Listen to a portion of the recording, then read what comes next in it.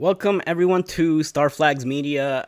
This week it is January the 13th as of this recording 2024.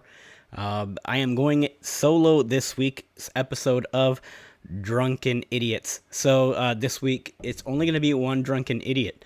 However, our co-host, the great Chris Heath, and known as Talents 860 here on Starflag, as well as every social media outlet, YouTube, and gamer tags and all that good stuff, is out for the weekend and probably the next show as well.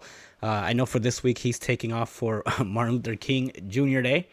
And, so shout out to him, and hopefully he's enjoying his days off.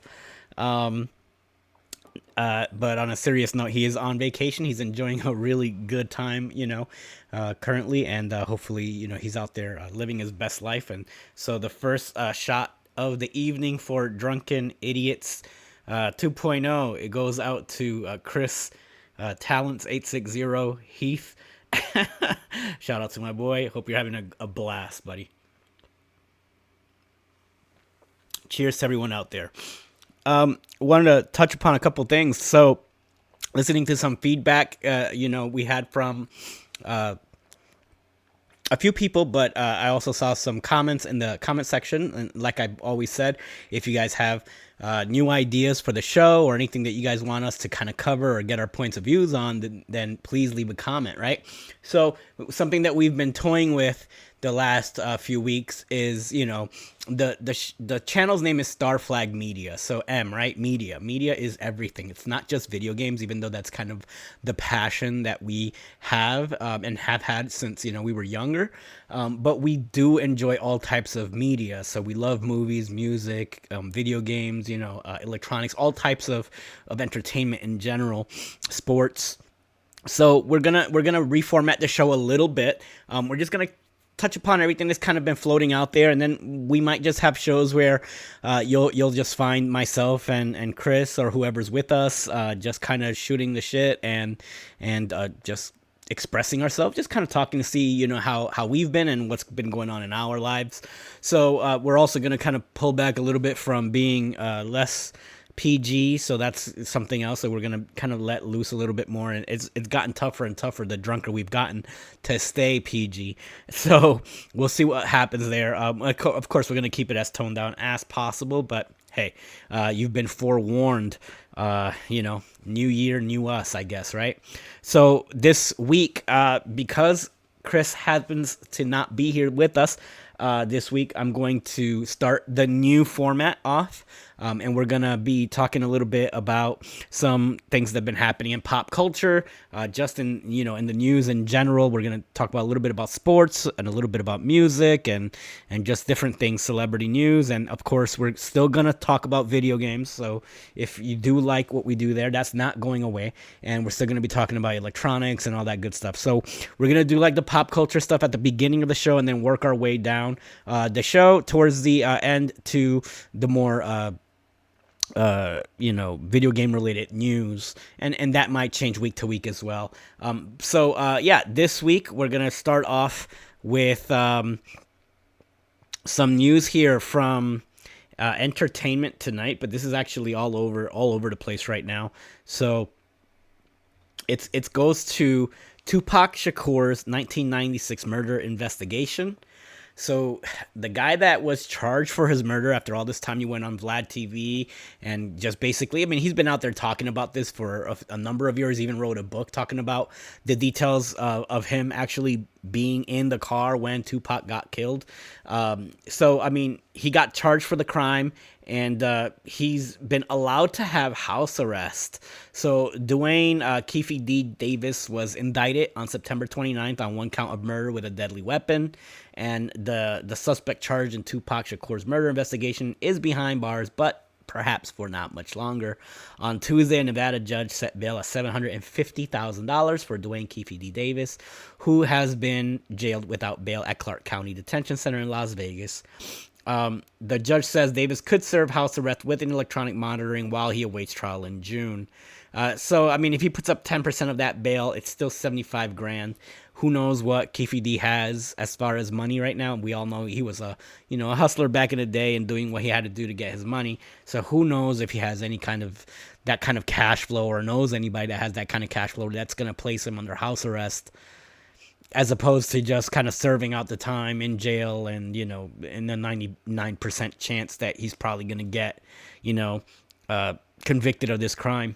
So who knows? I mean, I think it's kind of messed up that he's been out there gloating all these years, and he's even offered the opportunity to go to house arrest. Like, I'm not an advocate for putting anybody in jail, but he's known. I mean, he's known for this. So this isn't like somebody who we have alleged, we can say that he allegedly committed the crime when he himself has been actively speaking about it, writing about it, and doing literally interviews publicly, admitting to being there and, being behind one of the guys behind who killed Tupac Shakur. In my opinion, top two greatest rappers of all time. And you could flip that coin between him and Biggie. Arguably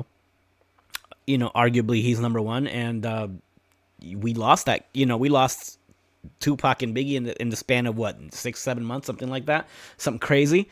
And he's out there happily telling everybody that he killed Tupac, or was in the car when they killed Tupac. So he in 2019 he wrote the Compton Street Legends memoir, where he was in the car that fired the shots. So I don't know if he'll get murder, but he definitely deserves some jail time for being a part of what happened to Tupac Shakur. On a little bit of a lighter note, but still hip hop news related, rapper 50 Cent was recently in the news, and it says here, 50 Cent reveals he is abstaining from sex for an entire year. Which I would have loved to hear what Chris's thoughts is on this. I'm sure he could. He could definitely weigh in on this and send me a message, perhaps, and we can put that in there later on, or add it to next week's podcast. But yeah, so the rapper says that he isn't allowing any distractions to get in the way of his latest ideas, and that 50 won't be using his, quote, magic stick in 2024. On Tuesday, 50 shared that he is abstaining from sex for a year, and then he goes on to be quoted, "My new idea is so big, I don't have time to be distracted. I'm practicing abstinence. I have been meditating and focusing on my goals. I hope this new year helps you excel to the next level." And then he tags a couple people on there. 50's been, on a roll. He's one of the funniest dudes out there, that's for sure. You can't really you can't go against anything that 50 has been doing as far as his projects either. So, he seems to be on the level. He's infamous in the streets back in his day, and has seemingly turned that into his own empire for, no quote intended, one of the best shows on television that he's associated with too. So 50 Cent abstaining from sex for a year. Interesting. I wonder what he's got coming up that's going to be massive, and I wouldn't bet against it. I'll tell you that 50 is an all-time great, top 15, top 10 rappers of all time. I'd say top 10. We could have a list show one of these days too. That'll be fun to hear, top 10, or we could do our Mount Rushmores of different types of media. That'll be fun. And then you guys can leave your comments too as to, what your ideas would be. And we're going to shift a little bit now to sports. In the biggest sports news of the week has to be Patriots head coach Bill Belichick is no longer going to be the head coach of the New England Patriots. He's going to part ways with the team after 24 seasons and bringing them 6 Super Bowls. I mean, that is incredible track record for a coach. I remember Bill Belichick, because I'm an older guy, was, the Cleveland Browns head coach at one point, and then when he came over to New England, it was like a changing of the guard. There was no expectations. It was, New England Patriots were never known as like a powerhouse team. They were always decent enough, but they were never like, they were never that team. And then sure enough, they get this young kid, Tom Brady. But even before Tom Brady, if you guys remember his first Super Bowl season, he only really kind of came in at the end of the season after the New England Patriots main quarterback, Drew Bledsoe. Not Drew Bledsoe. Is it? No, I can't remember his name right now. Yeah, but let me get that for you. This is already kicking in. It might be Bledsoe. Who knows? Before Brady was, Drew Bledsoe. I was right. So yeah, Drew Bledsoe was the New England Patriots quarterback before Tom Brady, and his last season in 01 was actually Bledsoe took him all the way to the playoffs and got hurt towards the end of the season, and but they were already a clinch. They were in. Tom Brady came in. He was definitely going to take over the reins, but boy, did he ever. So Bledsoe cemented, that first Super Bowl, and then Brady just kind of took him over the edge. And then after that, it was no stopping him, right? There was only a couple years in there that, we had a couple Steelers championships in between, and we had a few teams step up, but it was Tom Brady's era during the 2000s. I mean, nobody was stopping the Patriots. It was really tough. I'm a Steelers guy, so it was hard for me to always watch, my team basically go head to head with them, knowing that it was going to be it was going to be a clash. And Brady, was just a miracle type quarterback. He just pulled things out last second if he needed to. A couple of Super Bowls that you thought it was over with. He just came back out of nowhere and destroyed the other team and took every inch of their hope away. And that can really go back to not just Tom Brady being a genius quarterback, but also Bill Belichick, right? I mean, he was the guy for the Patriots. And, you for the first time ever, if you go watch the press conference, you see Bill Belichick actually showing some type of emotion, actually saying thanking the owners of the New England Patriots and saying his goodbyes and saying that they're finally going to part ways. I guess if you're a fan of New England football, I live in New England. They were always my second favorite team. And I guess, that's a shout out to Bill Belichick. Hopefully we'll see what happens. I highly doubt he's not going to be coaching. He's probably going to end up on another team, but it's really interesting to see him leaving the Patriots after all this time. A little bit more gossipy, but football related news. We've got Aaron Rodgers made the rounds. Aaron Rodgers, former quarterback of the Green Bay Packers, got into a little bit of hot water because he was calling out a certain late night host, Jimmy Kimmel, for being outed on Jeffrey Epstein's list. So, the gag order on this list was pulled up and there was no more redactions. And lo and behold, Jimmy Kimmel was on there and Aaron Rodgers called him out on it. And Kimmel, went out of his way to try to make Aaron Rodgers apologize for, calling him a pedo or something of that nature. But, I mean, that's not exactly what Aaron said. But let's be real. If you went to the island, there's a high probability that you weren't there just for cocktails. This guy notoriously known for, doing illicit things in that island. And anybody that's associated with going to the actual island, you really got to look at, a lot of high power politicians were on that list. We got the Clintons on that list. Mr. Bill Clinton went there, something like 50 times or something crazy like that.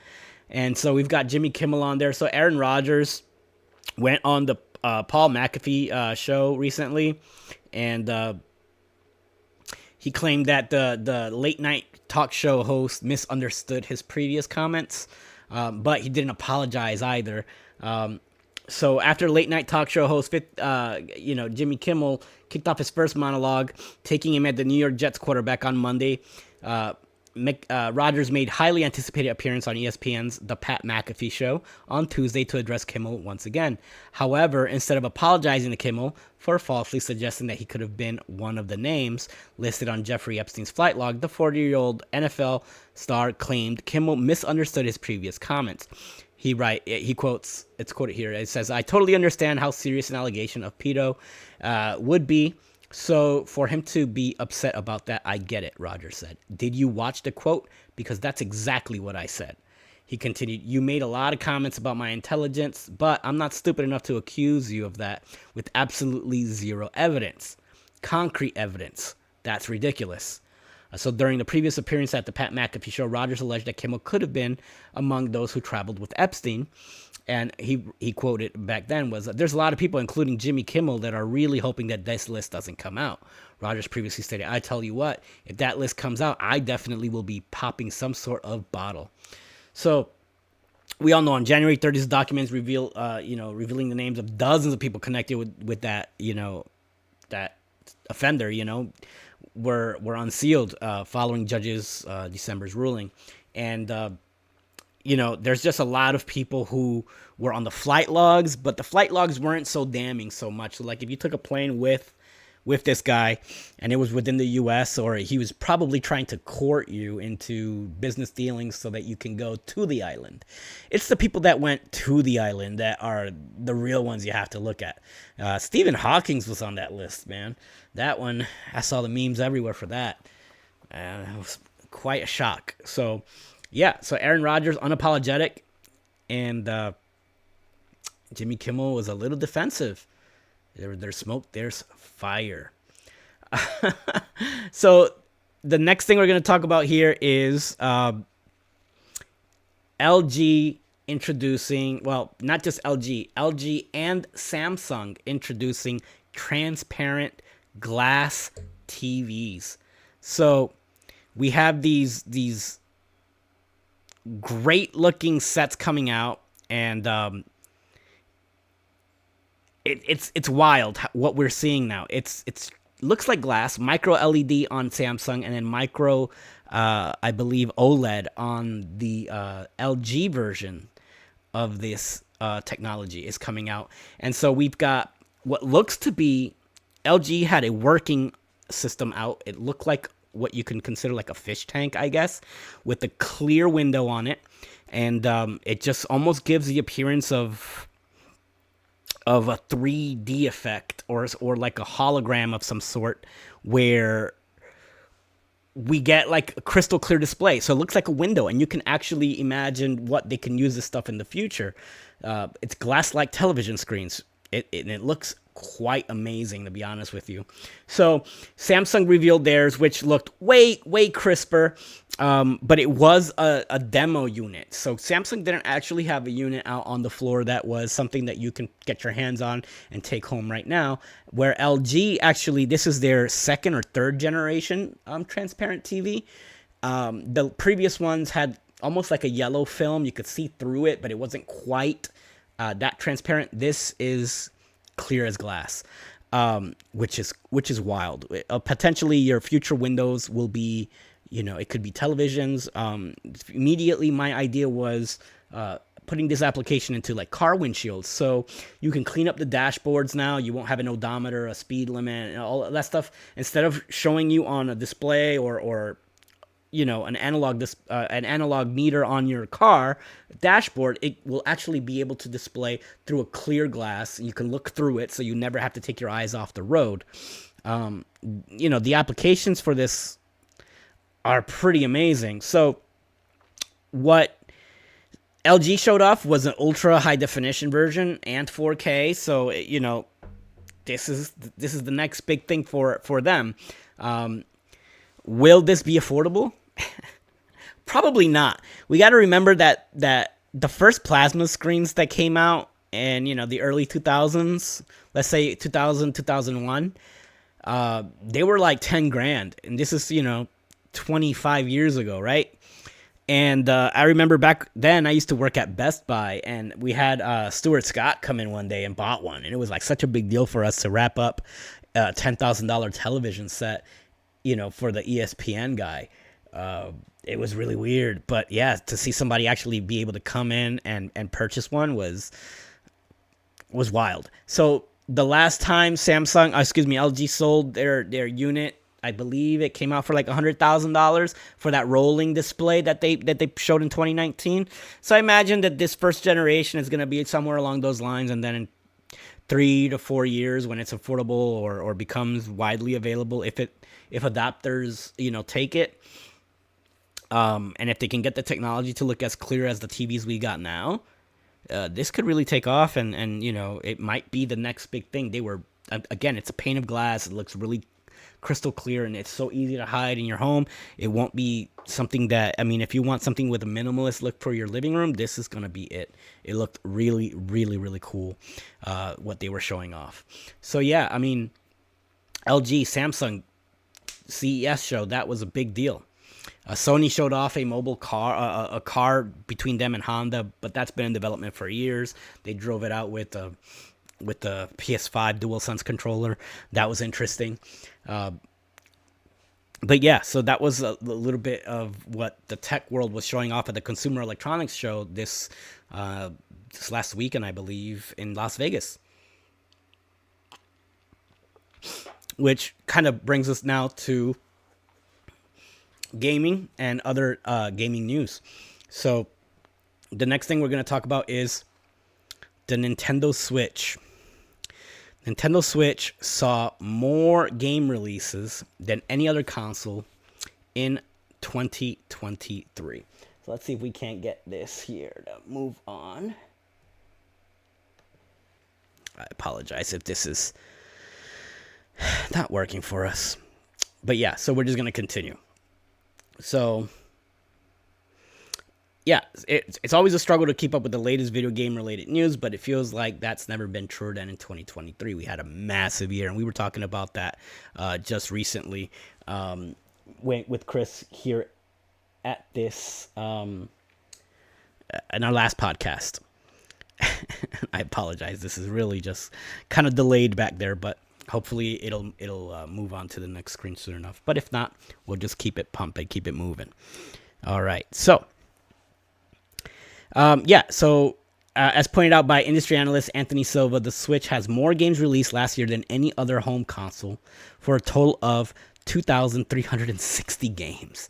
Just imagine that. And we're talking about not just physical releases here. We're talking about indie games and also, just the eShop stuff. But, back in the day, when you had a video game console like the PlayStation or the PlayStation 2, when you had 1,000 or 2,000 video games available over a 5-year or a 6-year time span, that was considered like a massive library. And last year alone, just in 1 year, there's 2,360 games released on the Nintendo Switch. That's in a single year in history. So it says here, according to We Are Circana, which is the old MPD name, the closest any other platform has come in the U.S. Is the 2,360 games released on Switch, also in 2023. So it's got about... Steam breaks another annual record, launching more than 14,000 games. So Steam, of course, is PC-based, and they get a little bit of everything. So Valve Steam's platform is Nintendo's beat as far as record-breaking. So, you got every PC game under the sun ever released, but for a home video game console, the Switch is outstandingly being a third-party sweetheart and indie sweetheart. There's no combating it. The next news that I've got here is again Switch related. The top 10 best-selling games of 2023 in Japan. So we were just talking about how 2023 was another great year for Nintendo in general and the Switch, and that particularly is true in Japan. So the Switch sold another 4 million consoles in Japan. You guys got to remember how small Japan is as a country. We think it's a huge country, and it's relatively big, but it's compared to the United States or Europe or anywhere else, it's a relatively small country. They don't have that many citizens and people living there. So for it to sell another 4 million units almost 7 years into the life cycle is just a huge deal. So that's making it the highest total for a system has ever moved in its 7th year. Turns out there was also similar success on the software side of things as well. with 2023 officially behind us, we now know that the top 10 software sales in Japan for last year, believe it or not, you won't find any other system on the list. All top 10 games were all on Nintendo Switch in Japan. So we're going to go through the top 10, starting at number 10 with Super Mario RPG. Number 9 was Splatoon 3. Number 8 was Dragon Quest Monsters 3, The Dark Prince. Number 7 was Kirby's Return to Dreamland Deluxe. Number 6 was Mario Kart 8 Deluxe. Number 5 was Momotaru Densetsu World. Number 4 was Pokemon Scarlet and Violet. Number 3 was Pikmin 4. Number 2 was Super Mario Brothers Wonder. And the number 1 selling game for 2023 in Japan was The Legend of Zelda Tears of the Kingdom. We do see a couple of third-party games in there with like Dragon Quest and Momotaru, Densetsu World, but I mean, Nintendo dominated. So just to put things in perspective, this marks the 19th year in a row where Nintendo titles has dominated the top 10 yearly list. They've been the majority for every year in the last 19 years. But this is one of the few times where Nintendo's completed all top 10 games. So it's a huge win for Nintendo. They're not, the Switch 2 can only trip over itself at this point. And we're going to wrap things up with 2 more stories here. And PC crapped out on me there for transmitting. So let's see. The CES 2024 showed off some new Windows gaming devices coming from Microsoft PC's partners. So we've got some new, Microsoft is now partnering with third parties to make these PC games come out. These PC gaming machines come out so that, they can push Game Pass, PC on Game Pass on PC. So Microsoft recently announced that, we're going to start seeing a lot more of their first-party made games coming to other platforms. And the rumor was that we might see Halo or Starfield make an appearance on Nintendo and Sony platforms in the future, which really got some Microsoft and Xbox fans upset because, I saw a video that was sent to us in a group chat, and it was like, what's the point of buying an Xbox? I mean, if you have no exclusives now and your biggest hits are going to come out across the board, then there's no reason to be loyal to just getting an Xbox. I can't say that I disagree with that. It just makes sense. Usually the whole point of having a dedicated video game console, if you are a first-party developer, is that your games come out exclusively on your system and nobody has a choice but to get your system. It's the only thing that saved a company like Nintendo during the Wii U era when they came out with that console right after the Wii, and nobody bought the system, and the only people that bought it were the diehards and Nintendo fans. And if it wasn't because they had killer lineup of first-party games that you could only get on the Wii U, you couldn't get it on PlayStation, you couldn't get it on Xbox, Nintendo would have been dead. It would have been DOA. I mean, we look at a company like Sega. Sega shot themselves in the foot because their first-party stuff was suffering ever since the Sega Saturn days. So by the time Dreamcast rolled around, they were dead in the water when nobody picked it up. Their first-party stuff wasn't strong enough. Microsoft is definitely pushing for Game Pass. Game Pass is their future. I definitely want to hear your thoughts on that out there. What do you think? If you're an Xbox fan and you've been loyal, you've got, the original Xbox, the Xbox 360, you went through all the red rings and you still stayed loyal. You went through that always on Xbox One, have to buy it with the Kinect, and you still stuck with them even though they came in third place with the 360. They came in third place with the Xbox One. Second place, they still lost. And then now we have, this generation, and they're in third place again, and now they're going to say, you know what, we're just going to start pumping our games out on other consoles and on Game Pass.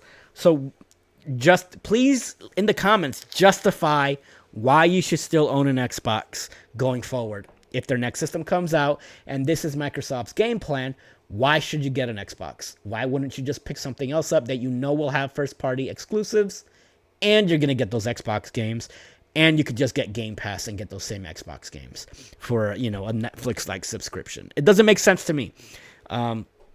I was the biggest Microsoft supporter in the early days of the Xbox 360, and they've lost me. They haven't won me back, and this isn't doing it.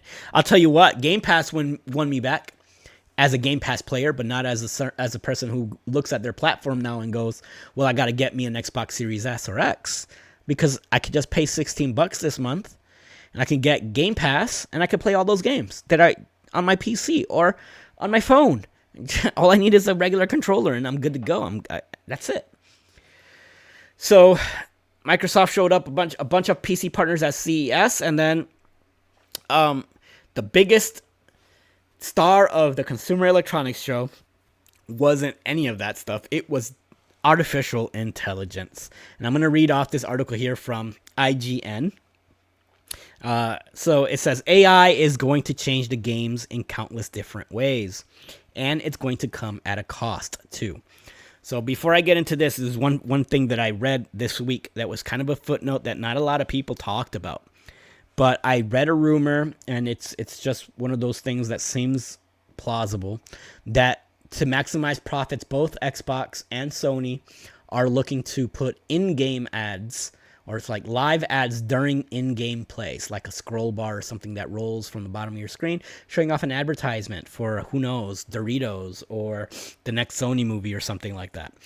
So you might buy a game for $70 and still get advertisements pushed upon you when you have these games connected to your favorite console of choice. I think that is BS. I think if that happens, you're going to see me slowly but surely fading back away from those type of games, if that's the case. I'm already plunking down $70 for a video game, and now I gotta see a Doritos ad. Yeah, anyway, I digress. Yeah. So it doesn't take a particularly keen eye to notice that AI is the star of the Consumer Electronics Show for 2024. At a certain point, every single conversation I had at the giant technology show led back to AI, and now it's going to change the way we use our computers and even play our games. The core of that trend traces us back to the Intel Core Ultra processors and how Team Blue has worked on NPUs, also known as neural processing units, into its laptops' CPUs. This isn't necessarily anything new, but given the sheer number of laptops that are powered by Intel, we're about to enter a new phase of AI technology.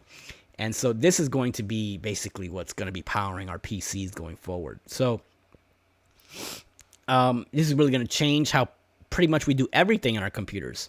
However, as gamers, we've kind of been here for a while now, at least since like 2018, when the NVIDIA GeForce RTX 2080 first hit the market. That had some AI integration with it. So AI has become kind of a shorthand for anything that gets better over time, and it kind of learns. But the true conversation isn't about generative AI. It is about generative AI. Basically, there's several AI models out there that can take a bunch of data, generate content from it, whether that's writing, images, videos, or as we see from NVIDIA, conversations with a non-playable character in a game. Generative AI has been a thing for a while. ChatGPT blew up last year when it let people ask it questions and then have it generate entire paragraphs worth of text. None of that is original content, but it did make AI a mainstream conversation. But with generative AI, it is capable of so much more than just stealing content from artists and writers. Generative AI is like ChatGPT is capable of so much more than stealing that content. For instance, you take a look at something like DLSS. So anybody that doesn't know what that is, it's called Deep Learning Super Sampling. And all that does, it basically takes a video game model that can come in at 1080p and it upscales it to a higher resolution. So it looks clear if you have like a 4K TV. So that's no longer how DLSS quite works. it's much less labor intensive for game developers to implement. But the idea is that the same. So DLSS comes with a whole bunch of data. It uses to generate an image and motion from the information that it's taking in. So you get a game, the AI looks at the game and it says, okay, it's coming in at 1080p, but I know what's going to come next based off of the information that's provided to me. I can make this look better. I can make the animations look better. So it makes the resolution go up. And this is rumored to be on the Switch 2. So the Switch 2 might actually be like a native 2K system, maybe 1440p. And this thing could upscale it. So we'll see what happens. But it's going to be so much more than that. So we're talking about non-playable characters never repeating the same line to you when you talk to them. Video games coming up with alternative routes or changing the way the game plays or the universe looks, so that if you buy the next Cyberpunk, it'll look different than my version of Cyberpunk, depending on what you did in the video game and the AI, changing that. With that, what does that mean? Games are going to be becoming more expensive. This stuff isn't cheap, guys. So get ready to pay $80 to $90 maybe in the next gen or in the next few years, because this stuff is going to be expensive. So the RTX 4080 Super just came out at $999. So if you're a PC gamer and you're trying to build like cutting edge PC, yeah, your PC might be worth $1,000, but the graphics card, that's another $1,000. Just a couple years ago, you were paying $500 for a graphics card, and that was crazy amount of money. Not anymore. Anyway, I'm gonna cut this podcast short, about half the time that we normally do, because it's only half the hosts. Hopefully, you guys enjoy this format. Sorry about the technical problems that we had here today. It was a new experiment and I was trying to see if it worked out, but hopefully you guys enjoyed the information. Leave a comment below. I am not going to re-edit this, and I am not going to cut all that out. So, it is what it is. I'm Anthony, also known as UWA Avenger. Also, wanted to add that I will be doing a bi-weekly Spanish podcast, just like a bi-weekly wrap-up show, and I will be opening up a new channel for that. I figured we already do this once a week, so why not take that information, condense it, and put like a wrap-up show every couple of weeks, and then put that into the universe out there in Spanish and see what happens there. And more information will come out on that in the future. If you're interested in anything like that, or somebody who's bilingual, let them know. That's coming up. As always, we appreciate you. We love you guys. Leave us a comment. I'm gonna try to link buy us a coffee, on here. Our sponsor was nice enough to buy us a Still Reserve, which Chris drank all of by himself. Drinking Shock Top that was left over from last week, and a little bit of whiskey as always. And just give me 1 second here.